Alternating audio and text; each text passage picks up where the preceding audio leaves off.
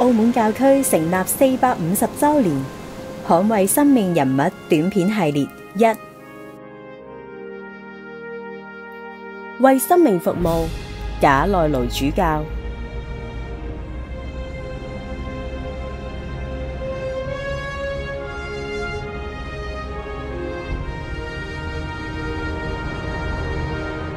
教會自起初就以唔同嘅方式喺唔同嘅時代社會裏面去履行愛嘅使命，為咗令到周圍嘅人都有更豐盛嘅生命。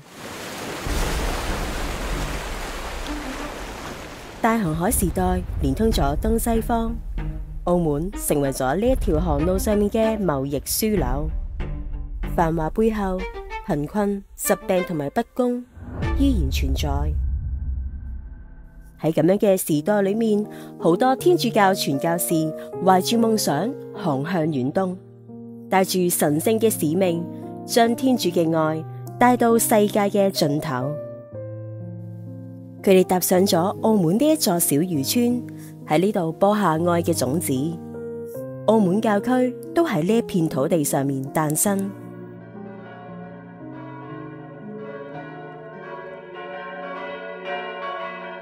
1576年1月23日，教宗額我略第13世承葡王嘅請求，頒布詔書，正式成立澳門教區。負責傳教事務嘅地區包括中國、朝鮮、日本、東京即現今嘅北越地區，以及遠東大陸嘅鄰近島嶼。呢一刻標誌住遠東福傳事業嘅新篇章。其實澳門教區嘅福傳工作早喺詔書頒布之前就已經喺呢一片土地上面默默奠定。早喺1566年，喺頒布詔書嘅10年前，賈內盧主教抵達澳門。雖然佢並非澳門嘅正權主教，但係實際承擔起管理教務嘅職責。喺當時望德堂嗰一間木製嘅簡陋小屋裏面，賈內盧主教嘅首要任務係喺澳門本土上面建立一個為福音作證嘅團體，履行令到貧者聽到喜訊嘅使命。佢創立咗仁慈堂、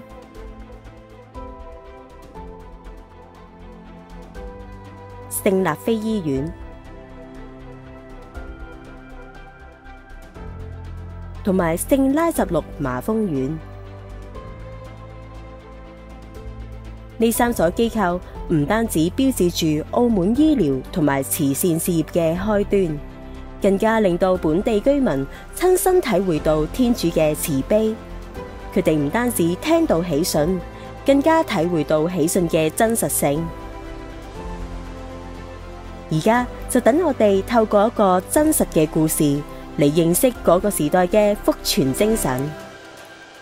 耶穌會士賈內盧主教以生命實踐基督之愛，佢嘅服務事蹟至今仍然喺澳門嘅街巷中迴響。當時麻風病係所有人最恐懼嘅慢性傳染病之一，主要影響皮膚同埋神經，症狀包括皮膚損傷同埋感覺喪失。患者面對身體嘅痛苦同埋社會嘅排斥，經常仲會被驅逐至城外。但係賈內盧主教就選擇為呢啲被遺忘嘅靈魂建立避風港。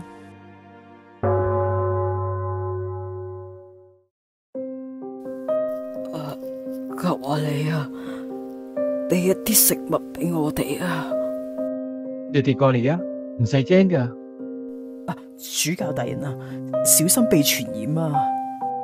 佢哋都係天父嘅兒女，來喺呢一度建立一所醫院，專門用嚟照顧麻風嘅病人。喺呢一度，唔理你嘅信仰係乜嘢，每個人都會得到照顧噶。神父，多謝你冇遺棄我哋啊！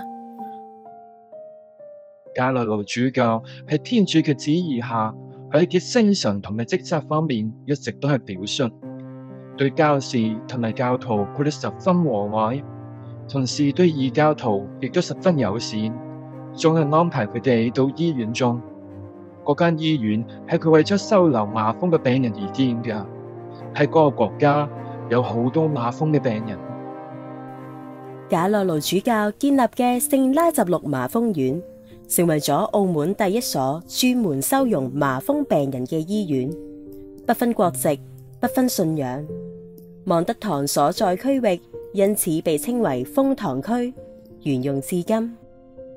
從16世紀末到17世紀，澳門教區經歷快速成長，大三巴聖保祿學院成為培育遠東傳教士嘅搖籃，眾多傳教士從呢一度出發，將福音帶往中國內地同埋遠東各地。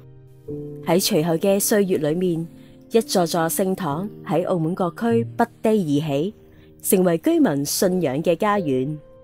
450年嚟，澳門教區如同一棵大樹，從一代又一代傳教士同埋信徒播下嘅愛德種子，逐漸成長茁壯。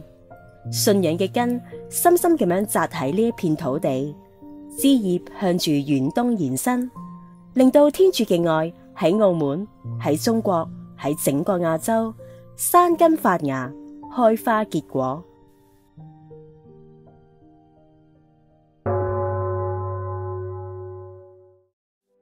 人唔係偶然嘅產品，所有嘅生命都係天主所恩賜嘅，係天主精心以全部嘅愛意所創造嘅，而且每一個人都係獨特嘅。